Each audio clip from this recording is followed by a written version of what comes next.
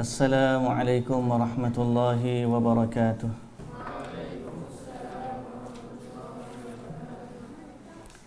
Bismillahirrahmanirrahim. Alhamdulillahi rabbil alamin. Wassalatu wassalamu ala ashrafil anbiya'i wal mursalin, Nabiyyina Muhammadin wa ala alihi wa sahbihi ajma'in. Rabbi syrah li sadri wa yassir li amri wahlul 'uqdatan min lisani yafqahu qawli, amma ba'du. Alhamdulillah, puji dan syukur bagi Allah Subhanahu wa taala, Tuhan sekalian alam. Selawat serta salam atas Nabi junjungan kita, Nabi Muhammad sallallahu alaihi wasallam, juga atas ahli keluarga baginda, para sahabatnya dan para pengikutnya sehinggalah ke hari kiamat. Alhamdulillah, pada pagi ini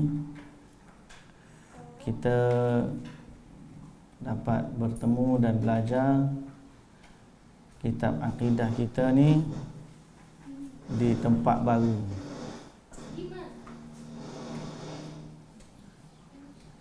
Cuba lari sikit, takut dia punya tu sekat.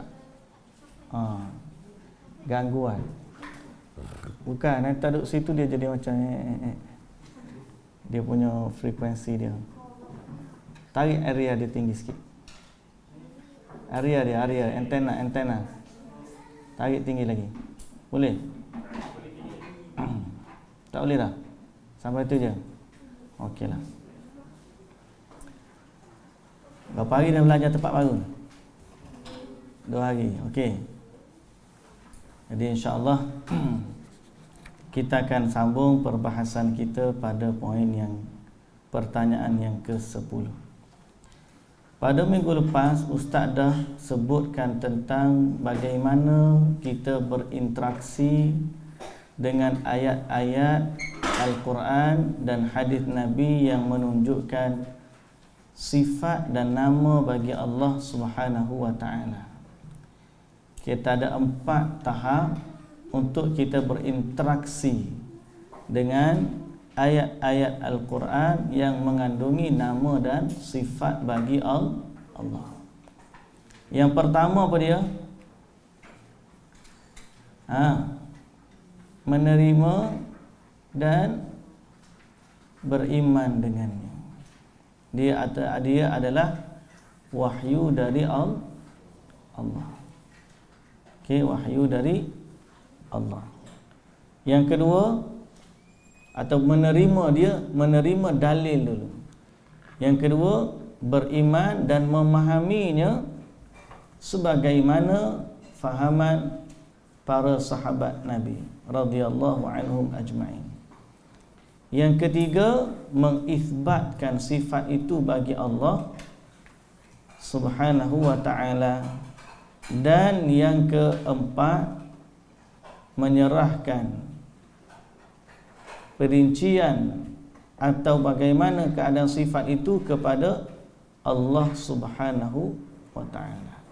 Bahawa sifat itu layak bagi Allah sesuai dengan hakikat yang diketahui oleh Allah Subhanahu wa ta'ala.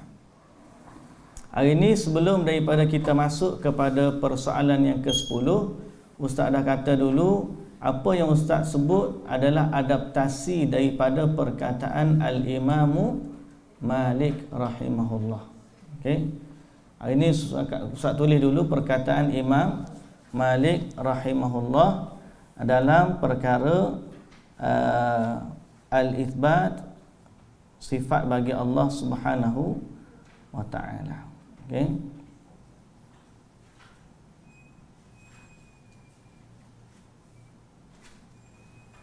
Ya.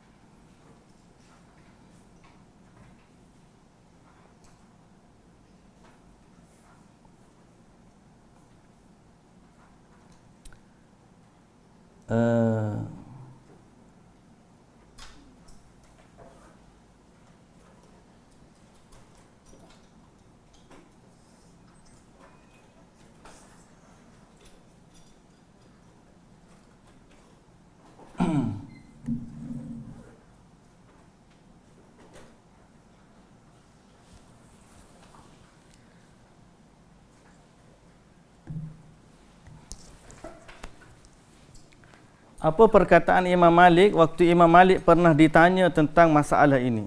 Okey. Orang tanya Al-Imam Malik tentang masalah al-istiwa. Al-istiwa. Perkataan Imam Malik dalam masalah ini yang akan kita ulang nanti. Hari ini kita dalam soalan yang ke-10. Soalan 10. Perbahasan soalan yang ke-10 tentang di mana Allah. Okey? Tentang di manakah Allah.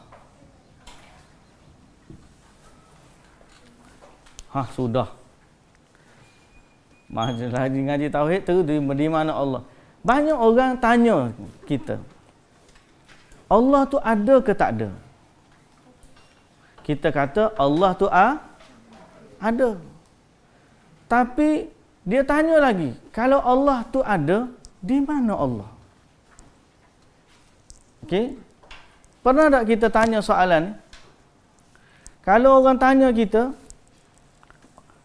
dunia ni siapa yang cipta? Jawapan dia apa? Allah. Kalau dia tanya lagi, Allah kat mana? Sudah. Soalan ni pernah Nabi tanya kepada seorang budak kecil.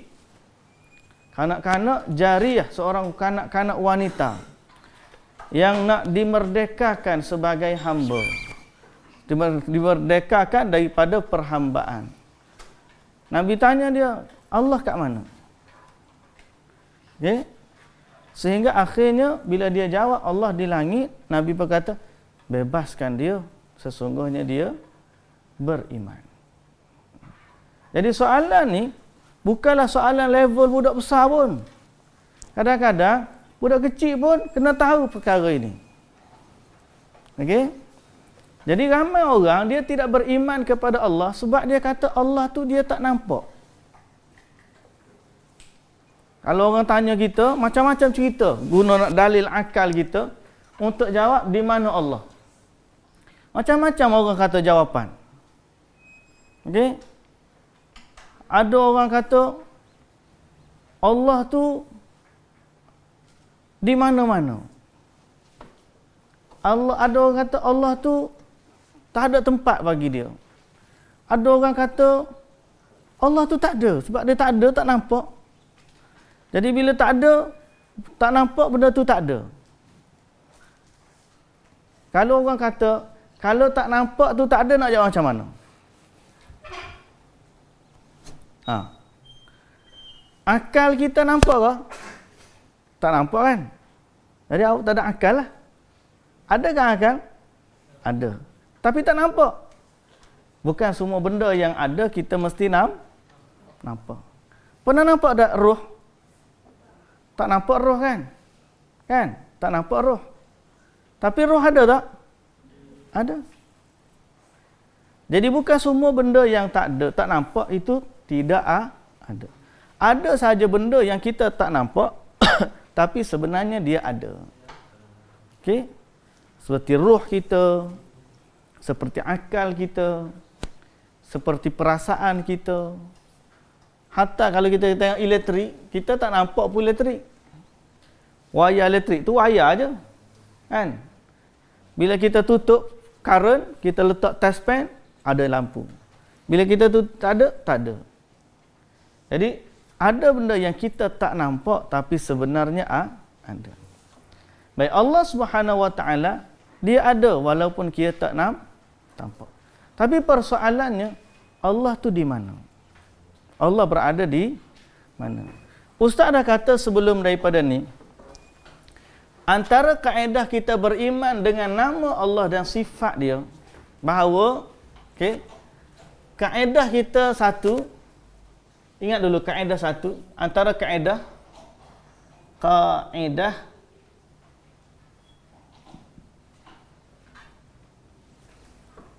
nama dan sifat Allah adalah tauqifiyah. Ya. Tauqifiyah. Ingat tak kaedah ni? Apa maksud tauqifiyah? Iaitu ia mesti bersumberkan wahyu.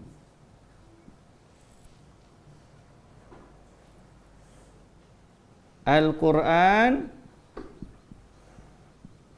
dan As-Sunnah.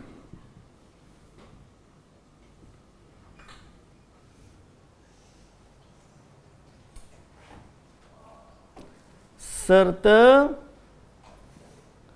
tidak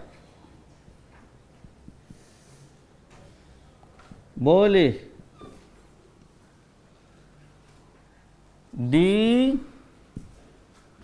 ditentukan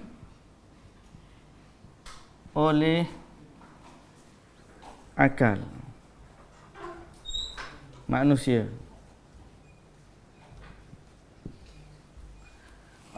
Ni kaedah dia dulu, ingat. Nama dan sifat bagi Allah tu tauqifiyah. Apa maksud tauqifiyah? Kita tak boleh nak fikir. Kita kata Allah tu kat sini lah saya rasa. Tak boleh. Okey? Nama dan sifat bagi Allah kita tak boleh fikir saja-saja. Contohlah kalau kita tanya.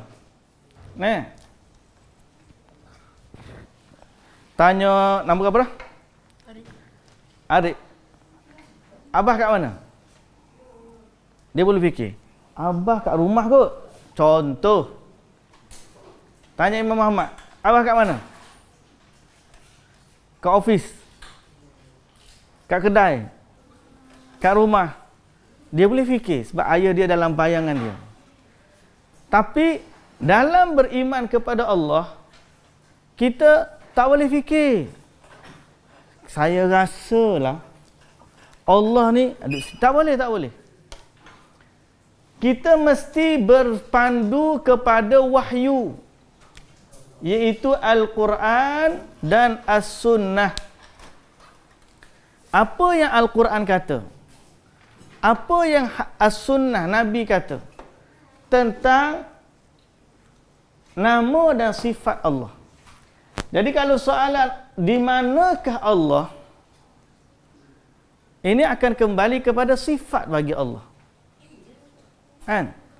Dia akan kembali kepada sifat bagi Allah. Ada tak jawapan kepada soalan ni dalam Al-Quran? Ada tak jawapan soalan ni dalam Al-Hadis? Itu kita kena tanya dulu. Okey? Di mana Allah? Soalan ni sudah ditanya oleh Nabi sallallahu alaihi wasallam kepada seorang kanak-kanak wanita. Soalan ni juga walaupun tidak ada soalan, tapi jawapan kepada persoalan ni sudah ada dalam Al-Quran. Dan sudah difahami oleh para sahabat. Difahami oleh para tabi'in. Difahami oleh para tabi'ut tabi'in. Bahawa untuk menjawab persoalan ini, dia adalah antara inti yang penting beriman kepada Allah. Mana mungkin persoalan yang sangat penting ni tiba-tiba tak ada dalam Quran, tak ada dalam hadis. Ini soalan basic. Bila orang beriman kepada Allah, dia akan tanya soalan mula-mula, di mana Allah? Sebab inilah persoalan yang menjadi sumber ataupun menyebabkan orang tidak beriman kepada Allah. Okey. Kalau kita tengok orang-orang kafir yang tidak beriman kepada Allah, jawapan dia sebab dia tak nampak Allah. Dia tak tahu Allah tu kat mana. Jadi pada dia, Allah tu tak ada. Okey. Bila kita tahu keberadaan Allah, kewujudan Allah, maka kita akan tanya, di mana Allah kalau dia ada? Mustahil Quran tidak ada jawapan bagi soalan yang begitu penting. Okey. Soalan ni penting. Al-Quran mesti ada jawapannya. Okey. Untuk menjawab soalan ini, ayat Al-Quran yang ada, pertama, surah Taha ayat ke-5. Okey. Surah Taha, jawapan.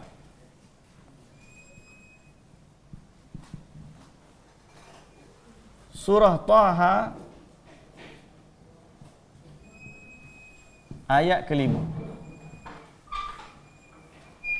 Apa bunyi dia? Ar-Rahman ala arshis istawa.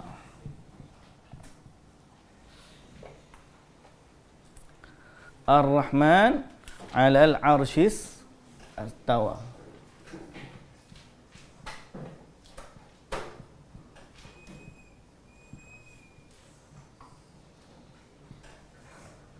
Okey.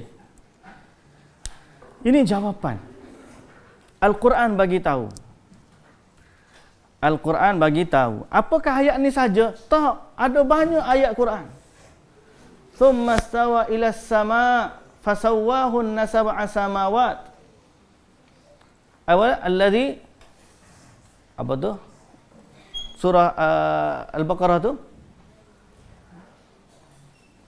Semastawa ila sama fasawwana, pada ayat dia rasul ayat wallazi khalaqalakum ma fil ardi jami'a thumma stawa ila sama fasawwahunna sab'a samawat wa huwa bikulli syai'in alim. Bukan satu tempat, banyak tempat. Surah As-Sajdah kita baca, allazi khalaqal sab'a samawati allazi khalaqas samawati wal arda wa ma bainahuma fi sittati ayyamin thumma stawa 'alal 'arsy. Bukan satu dua tempat, banyak tempat dalam Quran. Allah Subhanahu wa taala sebut tentang perkataan Allah beristiwa di atas 'arsy. Okey. Hari ini kita nak memahami bagaimana cara nak memahami ayat ini. Okey. Bagaimana cara nak memahami ayat ini mengikut panduan dan mengikut kefahaman para salafus salih. Kita pergi dulu satu persatu. Okey. Pada minggu yang lepas kita bahas 4 tahap. Okey, kaedah. Tahap yang pertama apa dia?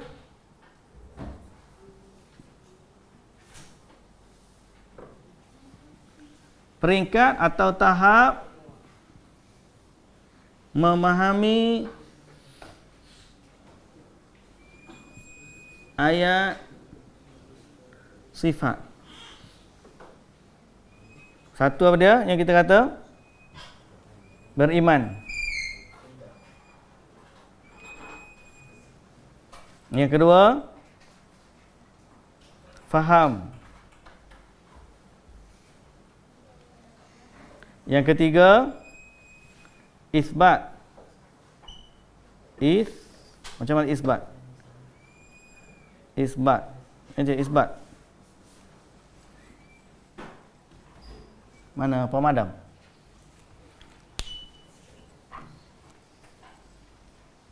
Nampak kan ni? Dalam video nampak?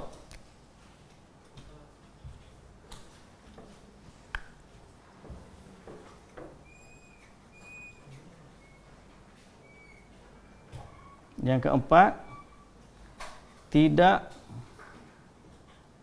mempersoalkan. Okey.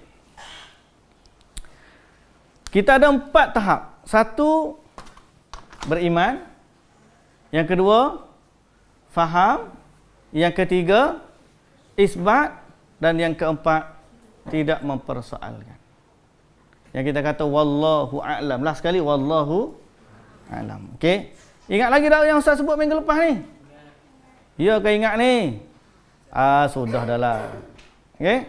Ingat minggu lepas Ustaz ajar macam mana? Maksud beriman. Beriman, ni ayat ni Al-Quran, mesti kita beriman dengannya. Yang kedua, faham. Yang ketiga, isbat. dengan cara-cara dia, dan yang keempat tidak mempersoalkannya. Ustaz kata ayat ni diadaptasi daripada kaedah ni diadaptasi dari perkataan Al-Imamu Malik. Okey. Sekarang ni step yang pertama. Jawapan kepada di manakah Allah yang kata Ar-Rahmanu 'alal 'arsy istawa. Step yang satu. Siapa yang kata ni? Ustaz ke kata? Bukan. Tok guru mana yang kata? Bukan. Yang kata jawapan ni siapa dia? Allah. Kalau ustaz yang jawab, boleh jadi betul, boleh jadi salah. Tapi sekarang ni bukan ustaz yang bagi tahu. Nabi ke bagi tahu? Bukan Nabi juga bagi tahu. Yang bagi tahu Ar-Rahmanu 'alal 'arsy istawa ni Allah sendiri. Allah yang kata dia bersemayam di atas arasy. Okey? Apa maksud perkataan Ar-Rahmanu 'alal 'arsy istawa? Ar-Rahman nama Allah. Ni Allah yang Maha Pengasih. Ar-Rahman Allah yang Maha Pengasih. 'Alal 'arsy istawa, 'ala di atas. Arash. Istawa beristiwa. Beristiwa ni dalam bahasa kita bersemayam. Apa maksud bersemayam ni? Maknanya kalau raja dia bersemayam di atas singgasana dia. Tahu bersemayam? Tak tahu. Kalau raja dia duduk di atas singgasana dia. Kita panggil bersemayam. Okey? Boleh faham? Jadi sekarang ni Allah kata Allah beristiwa di atas arasy. Okey? Arasy tahu tak apa? Arasy pun tak tahu. Istiwa tak tahu. Arasy tu apa? Ni, arasy tu. Arasy tu singgah sana. Di mana arasy pula? Sudah. Jadi kita akan memahami ayat ni pada sudut yang kedua. Sekarang ni kita step yang pertama. Ayat ni daripada perkataan Allah. Boleh tolak ke? Tak boleh tolak. Mustahil kita tolak. Sebab dia ayat Allah. Nabi kata kita tak boleh tolak, Allah kata tak boleh tolak. Kalau ustaz kata, silakan tolak. Tapi ni ayat ni Allah yang bagi tahu.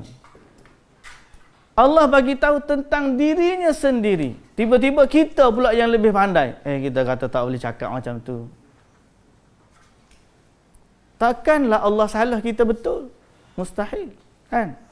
Jadi sekarang ni Allah dia bagi tahu kepada kita dalam surah Taha, Allah 'alal 'arsy istawa, beristiwa di atas arasy. Okey, settle. Pertama, ayat ni kita beriman dengannya. Beriman dengan ayat ni. Yang kedua, kita nak faham dia. Macam mana kita nak faham? Faham ni ikut sahabat. Ikut sahabat Nabi. Macam mana sahabat memahami ayat ni? Sahabat memahami sebagaimana bahasa Arab. Ar-Rahman dalam bahasa Arab maksud dia Allah yang Maha Pemurah. Allah yang Maha Pengasih. Ala dalam bahasa Arab maksud dia atas. Arash dalam bahasa Arab maksudnya arsh. Istawa dalam bahasa Arab maksudnya istawa. Bersemayam. Okey? Jadi para sahabat memahami sebagaimana bahasa Arab. Boleh faham?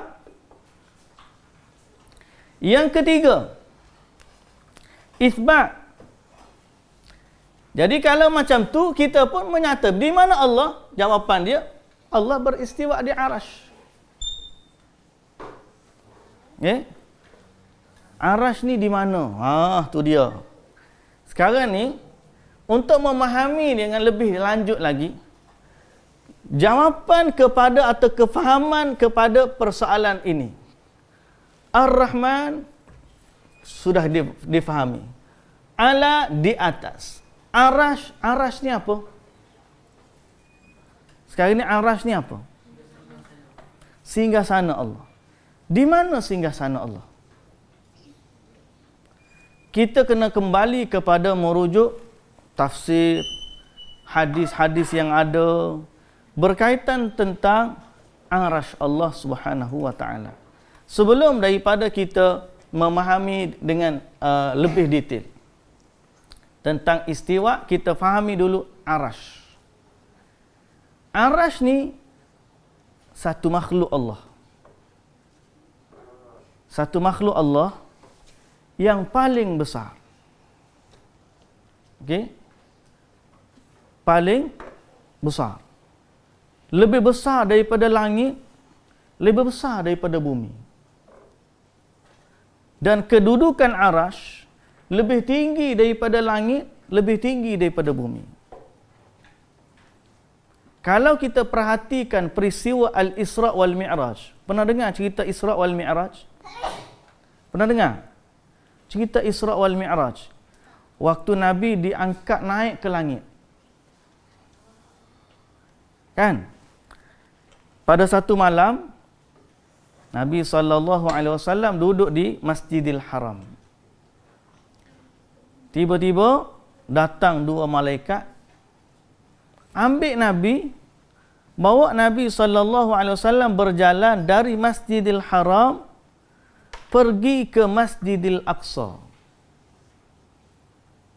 Malaikat bawa Nabi berjalan. Kemudian daripada Masjidil Aqsa naik ke langit.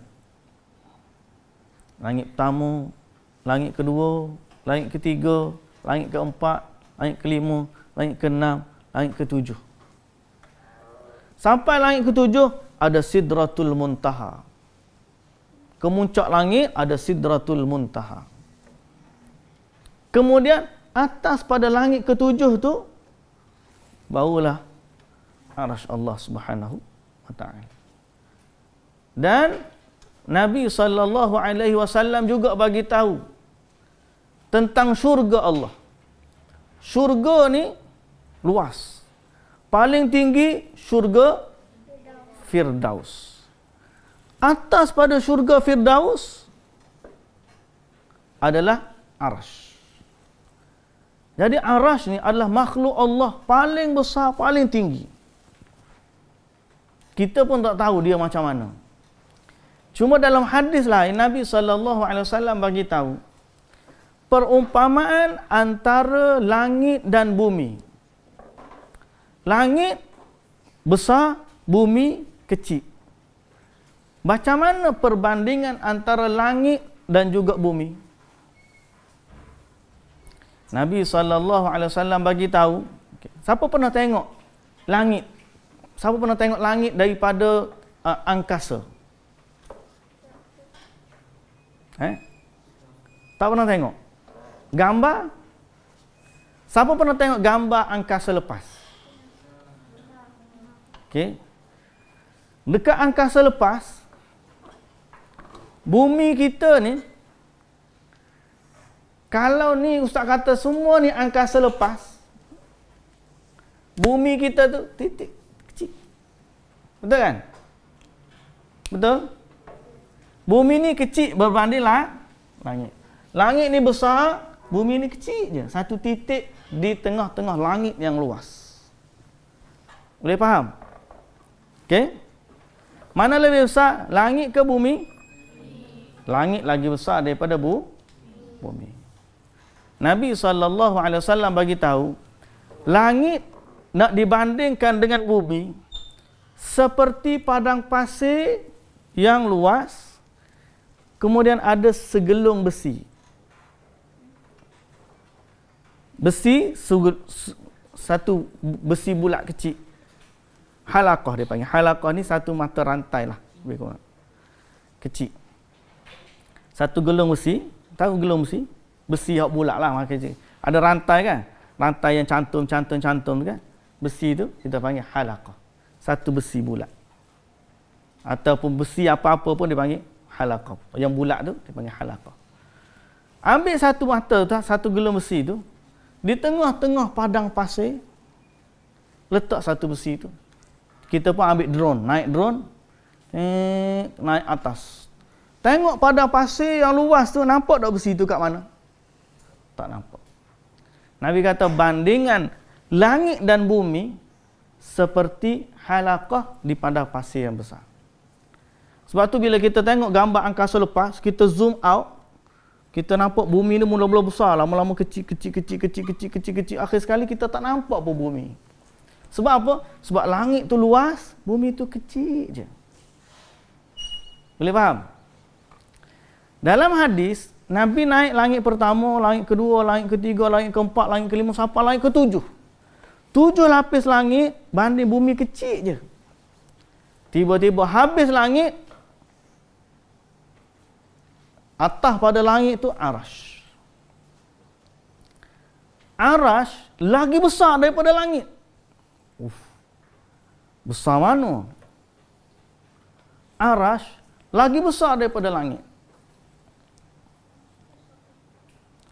Bandingan arash dengan langit sama seperti bandingan langit dengan bumi.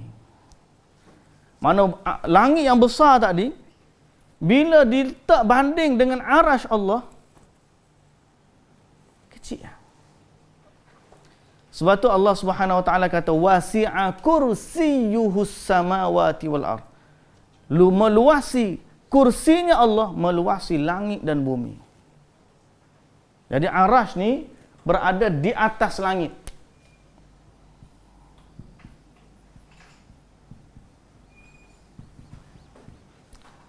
Arash ni tempat dia di atas langit. Jadi ada bumi, ada langit, ada arash. Allah Azza wa Jalla berada di atas segala makhluk. Itu kedudukan dia. Allah berada di atas segala makhluk. Berdasarkan dalil ayat Al-Quran, Ar-Rahmanu 'alal 'arsy istawa. Sebab itu ada seorang kanak-kanak, bila ditanya Nabi sallallahu alaihi wasallam, di mana Allah? Dia kata, Allah fis sama, Allah di langit. Dalam Quran pun Allah Ta'ala sebut, Aamintum man fis sama. Allah Ta'ala sebut tentang kedudukannya di langit. Jadi banyak dalil yang menunjukkan Allah Subhanahu wa taala ni berada di atas dari sekalian makhluk. Kita kata Allah Subhanahu wa taala, Allah Maha Suci dan juga Maha Tinggi. Boleh faham? Jadi kita faham arash ni makhluk Allah yang berada di langit. Beristiwa maknanya Allah bersemayam di atas arash. Dan arash ni berada di atas daripada langit yang ketujuh. Jadi, kalau orang kata arash tak nampak Allah, memang kita tak boleh tengok Allah Azza wa Jalla. Di dunia ni, kita tak boleh tengok Allah Azza wa Jalla. Sebab Allah Maha Tinggi. Allah Maha Tinggi.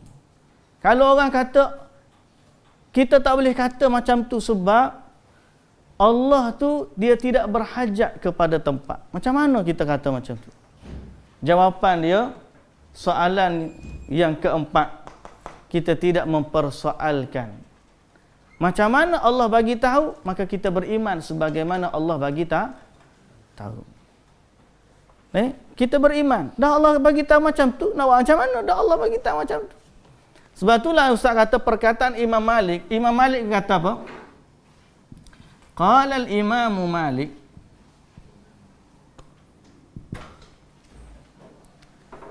al-istiwa ma'lum wal kaifu ghairu ma'qul. Ghairu ma'qul atau majhul. Wal imanu bihi wajib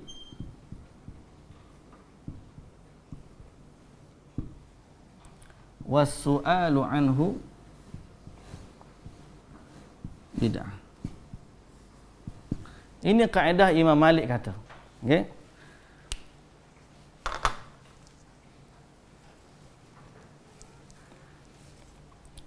Imam Malik kata apa?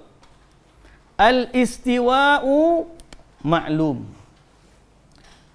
Istiwa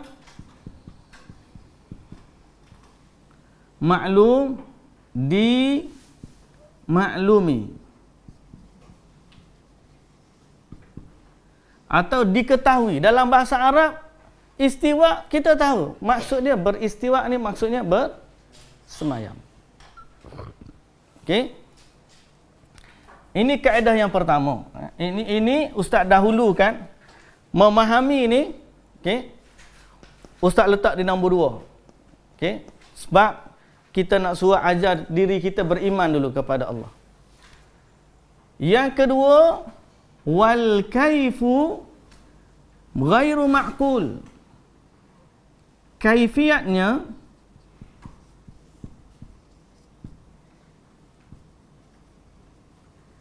tidak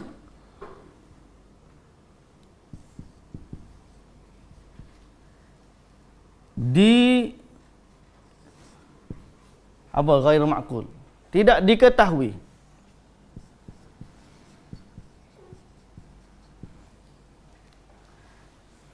Makna istiwa, makna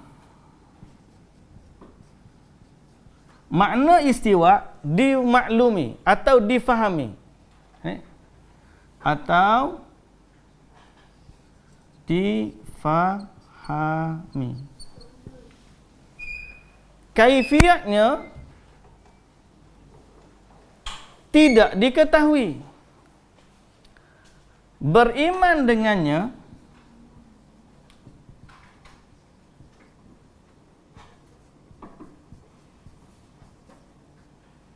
wajib,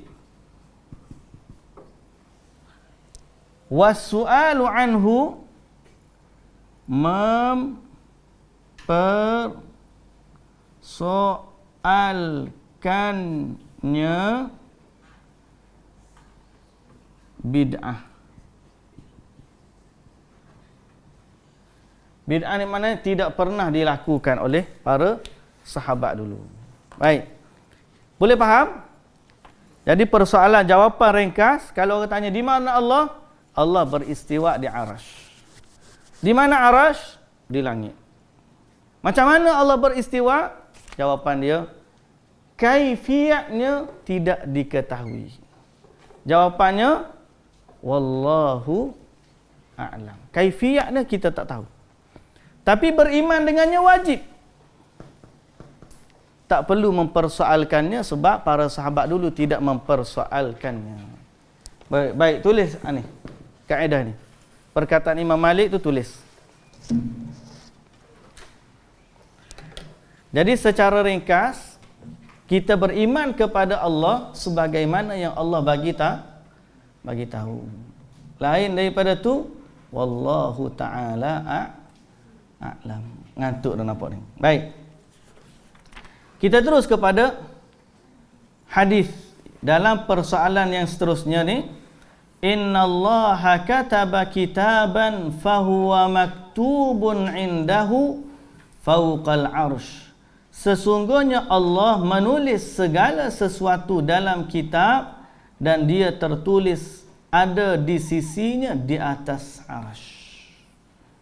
Di atas arsh. Jadi persoalannya, dalil yang ada menunjukkan Allah berada di atas arasy. Cara mana dia berada padanya? Kita kata wallahu ta'ala a'lam. Kita hanya beriman kepada ayat Al-Quran dan hadis yang Nabi SAW bagi tahu. Lebih daripada tu di luar daripada akal kita dan kita tidak mempersoalkannya. Jadi kalau kita nak selamat, nak mudah, jawapannya di mana Allah? Kita kata Allah di langit. Macam mana kita nak nampak? Tak tahu. Okey? Macam mana keadaannya? Wallahu alam, tak tahu. Yang kita tahu, Allah kata Allah ni di atas arasy. Boleh faham? Okey? Yang seterusnya, persoalan yang ke-11. Persoalan yang ke-11. Apakah Allah bersama kita? Sekarang ni ada orang kata pula, Allah tu ada di mana-mana. Kenapa? Sebab dalil Allah Ta'ala kata juga, wa huwa ma'akum aynama kuntum. Dia bersama kamu di mana saja kamu berada. Mana pula? Jadi ada pandangan yang kedua kata Allah bersama kita di mana saja kita berada, bermaksud Allah ni ada di mana-mana. Betul ke persoalan Allah ada di mana-mana ni sebagaimana yang orang faham, ataupun macam mana kita nak gabungkan dengan ayat Allah Ar-Rahmanu 'alal 'arsy istawa? Baik. Jawapan, Allah bersama kita dengan pendengarannya, penglihatannya dan ilmunya. Allah Subhanahu wa taala berfirman, qala la takhafa innani ma'akuma asma' wa ara. Janganlah kamu berdua khawatir, sesungguhnya aku bersama kamu, wahai Musa dan Harun. Aku mendengar, aku juga melihat. Ayat ini, ayat ini nak suruh kita faham, Allah bagi tahu Nabi Musa sewaktu Nabi Musa nak pergi jumpa dengan Fir'aun. Allah kata, aku bersama dengan kamu. Aku bersama dengan kamu berdua. Apakah maksud Allah hadir juga waktu Nabi Musa dan Nabi Harun pergi jumpa dengan Fir'aun? Jawapannya tidak. Tapi Allah bersama dengan ilmunya, penglihatannya, pendengarannya. Maknanya sewaktu Nabi Musa pergi jumpa Fir'aun bawa Nabi Harun, Allah bersama mereka. Makna Allah tahu apa saja yang mereka lakukan dan Allah senantiasa membantu mereka. Boleh faham? Jadi apabila kata Allah bersama kita di mana-mana saja, itu bukan menunjukkan Allah tu zatnya ada dekat kita, tidak. Cuma itu bermaksud Allah bersama kita dengan ilmu, penglihatannya, pendengarannya, dan dia senantiasa mengawasi manusia. Baik. Dan Nabi SAW bersabda, innakum tad'una sami'an qariban wa huwa ma'akum. Dan sesungguhnya kalian menyeru kepada zat yang maha mendengar, lagi maha dekat, dan dia bersama kalian, iaitu dengan ilmunya. Allah bersama kalian iaitu dengan ilmunya. Jadi jelas kepada kita bahawa Allah Subhanahu wa taala bersama, maksud di sini adalah bersama dengan ilmu dan juga bantuan dari Allah Subhanahu wa taala. Okey?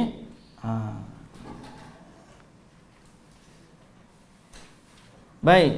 Kita pergi kepada ni, Ustaz dah tulis soalan yang ke-10 ni. Soalan yang ke-11, apakah Allah bersama dengan kita? Mungkin boleh rujuk dekat PDF kita lah. Bagi yang online, saya share online. Okay. Pertanyaan yang ke-12. Pertanyaan yang ke-12. Tengok buku belakang. Tengok buku, tanda. Pertanyaan yang ke-12, apa faedah tauhid? Ni penting. Ustaz Padam yang ni Ustaz Padam.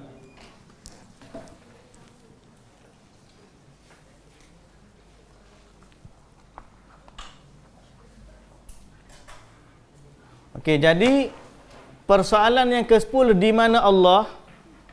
Ada persoalan yang ke-11 tadi apa dia? Adakah Allah bersama dengan kita? Jawapannya ya, dan dia tidak bertentangan dengan di mana Allah ni. Dia tidak bertentangan dengan ayat Ar-Rahmanu 'alal 'arsy istawa. Kita nak faham macam mana? Okey. Ustaz padam dulu yang ni ni.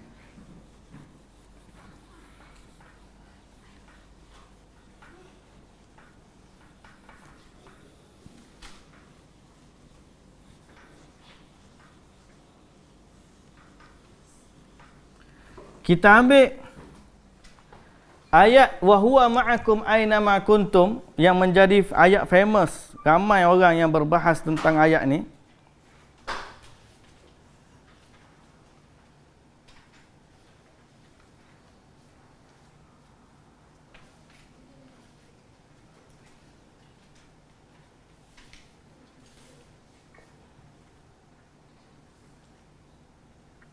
Surah Al-Hadid ayat yang keempat. Okey.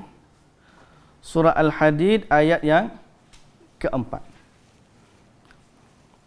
Ustaz akan tulis ayat ni penuh, kemudian kita tengok macam mana.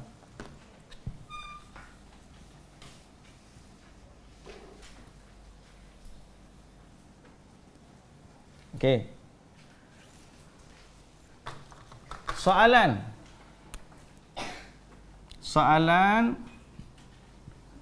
ke-11. 11 dulu kita nak terangkan dulu. Adakah Allah bersama kita? Okey. Sebab ini yang dimuskilkan. Ramai orang duk bahas hadis ni tak habis-habis. Kita ambil jalan mudah. Berpandukan kaedah ni, kita beriman dengannya, sebab inilah yang difahami oleh para sahabat.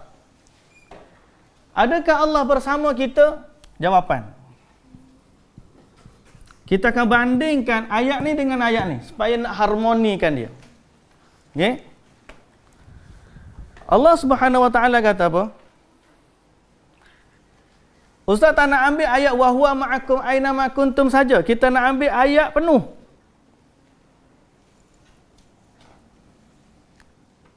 Allah Ta'ala berfirman, Huwallazi khalaqas samawati wal ard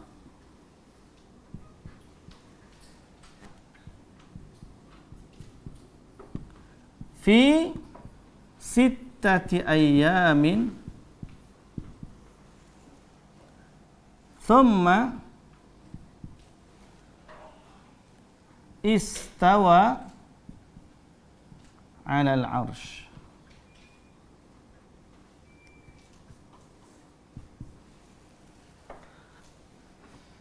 Ya'lamu ma yaliju fil ardi wa ma yakhruju minha wa ma yanzilu minas samai wa ma ya'ruju fiha wa huwa ma'akum aynama kuntum.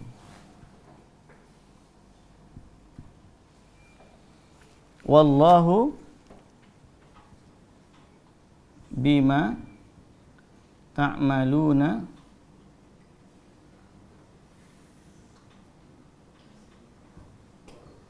basir. Surah Al-Hadid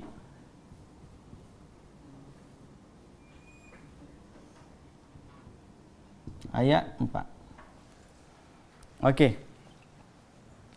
Tengok ni. Kita nak suruh faham agar benda ni kita beriman kepada Allah mengikut apa yang Allah bagi tahu. Itu maksud tauhid. Kita ni hamba. Bila kita beriman kepada Allah, kita kena dengar apa yang Allah bagi tahu. Bukan kita yang berkata tentang Allah tanpa ilmu. Yang ni bahaya, muskilah panggil. Muskilah ni masalah. Kita beriman dengan Allah dengan apa yang Allah bagi tahu. Bukan kita meletakkan bagi Allah sesuai dengan apa yang kita nak. Tak ada. Jadi ayat ni supaya kita mengharmonikan antara dua. Dalil yang famous ni, wa huwa ma'akum aynama kuntum. Dia bersama kamu di mana saja kamu berada. Okey? Surah Al-Hadid ayat 4. Wa huwa ma'akum aynama kuntum. Ustaz dulu belajar ayat ni lah. Kat sekolah kita dulu belajar ayat ni lah. Di mana Allah? Wa huwa ma'akum aynama kuntum. Dia senantiasa berada dengan kamu di mana saja kamu berada. Jadi ayat ni menjadi hujah bahawa Allah ni ada di mana-mana. Mari pula satu kata lagi. Allah wujud bila makan. Allah wujud tidak bertempat. Lagilah muskilah. Kalau hak ni ada ayat Quran. Allah wujud tidak bertempat. Tak ada ayat Quran langsung.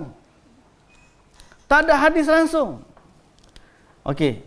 Jadi ada dua jawapan kita sekarang ni. Wa huwa ma'akum aynama kuntum, dan dia bersama kamu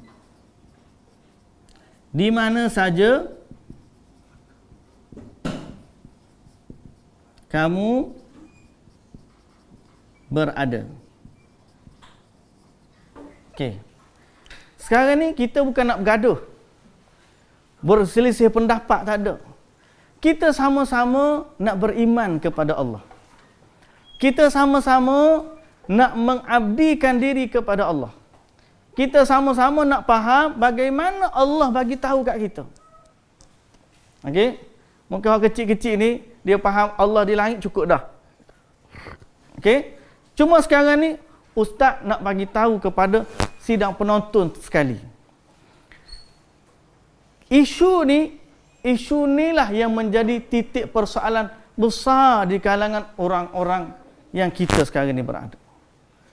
Ada orang kata sampai sesat menyesatkan antara satu sama lain. Okey? Baik, ustaz bagi tahu. Allah bersama dengan kita, ada dalil. Allah bersama kamu di mana saja kamu berada. Di manakah Allah? Allah di arash, dan arash ni di langit. Ada kontradik tak? Satu kata Allah di langit, satu kata Allah di mana-mana. Ada kontradik? Kita nak kata satu betul, satu salah, tak boleh. Sebab ayat ni ayat Quran. Kita nak ambil Allah di mana-mana, tak ada di arash. Mana kita ambil ayat ni, kita tolak ayat ni. Bolehkah macam tu? Tak boleh pula. Sebab apa? Quran kita tak boleh tolak walaupun satu ayat. Nanti kita jadi macam Yahudi. Afatu'minuna bi ba'dil kitabi wa yakfuruna bi ba'd. Apakah kamu ni beriman dengan sebahagian, kufur dengan sebahagian yang lain? Tak boleh. So sekarang ni ayat ni kata Allah di arash. Ayat ni kata Allah di mana saja kamu berada. Di mana sebenarnya kedudukan Allah? Jadi kita kena ambil konteks ayat tu macam mana. Sebenarnya dalam ayat surah Al-Hadid ni ada juga perkataan istawa 'alal 'arsy. Dalam ayat yang sama. Surah Al-Hadid dalam ayat yang sama. Kalau ni surah Taha, surah lain, ayat lain, ni surah yang sama, ayat yang sama, ada juga perkataan istawa 'alal 'arsy. Lagi dekat. Maknanya Allah sebut dalam satu ayat, dua-dua Allah sebut. Bererti dia tidak bertembung. Mustahil Allah sebut dalam satu ayat, dua fakta bertembung antara satu sama lain. Mustahil. Dalam satu Quran pun mustahil, apatah lagi dalam satu ayat. Tiba-tiba, satu ayat kata Allah beristiwa di arash, satu ayat kata Allah di mana saja kamu berada, dan kita kata dua-dua tu tak boleh. Mustahil. Jadi, kita ambil konteks ayat surah Al-Hadid ni, ambil konteks yang penuh. Kita ambil contoh. Makna ayat dia. Huwa alladhi. Dialah Allah yang khalaqa menciptakan, telah menciptakan as-samawati wal ard,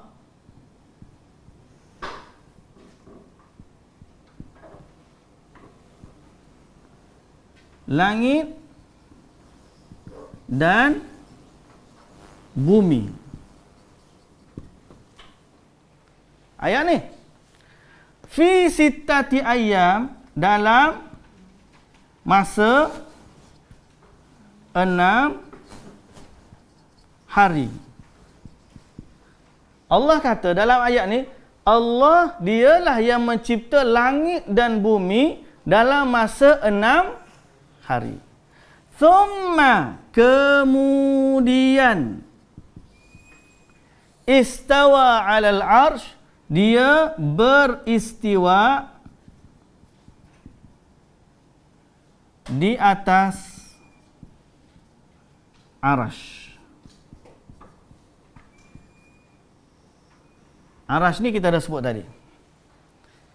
Okey, kemudian dia beristiwa di atas arash.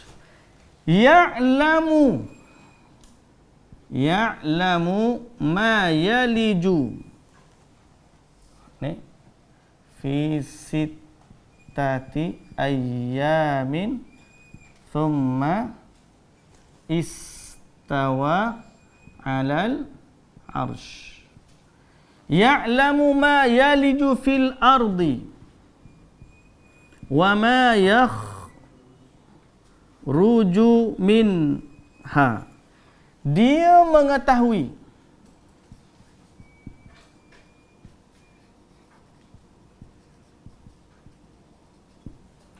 apa yang yaliju fil ardi, masuk ke bumi, dalam bumi. Wa ma yakhruju minha, dan apa yang keluar dari bumi. Wa ma yanzilu minas sama, apa yang turun dari langit. Turun dari langit. Dan apa yang naik ke langit. Wa ma ya'ruju fiha, apa yang naik ke langit. Wa huwa ma'akum, barulah sampai dia bersama kamu di mana saja kamu berada.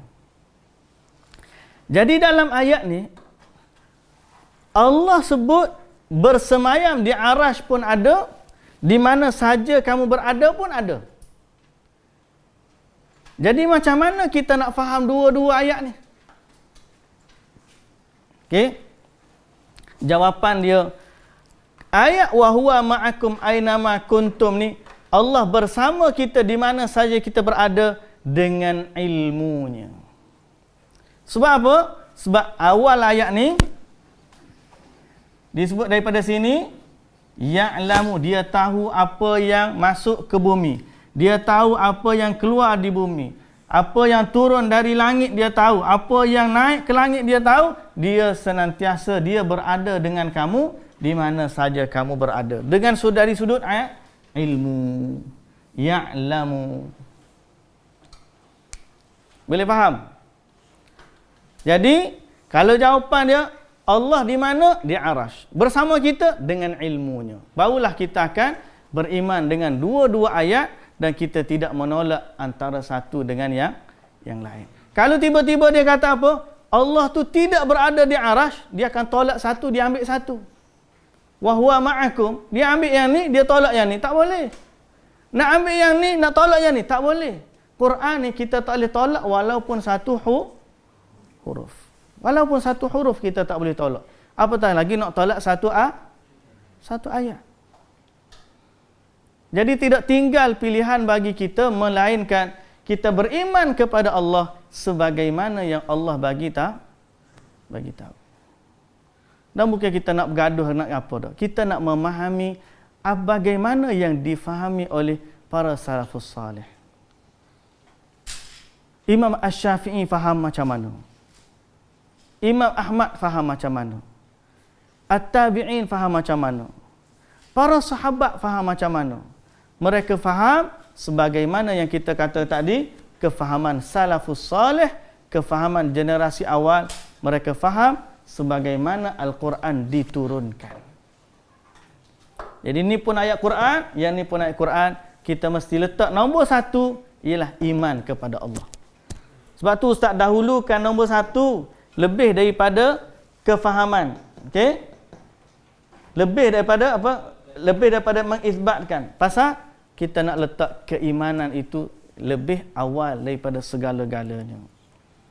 Okey, kita beriman dengan Allah, bahawa Allah bagi tahu Ar-Rahmanu 'alal 'arsy istawa, dan Allah juga bagi tahu wa huwa ma'akum aina ma kuntum, dan wa huwa, kedua-duanya mesti lihat dalam konteks sebagaimana yang Allah Taala sendiri nyatakan.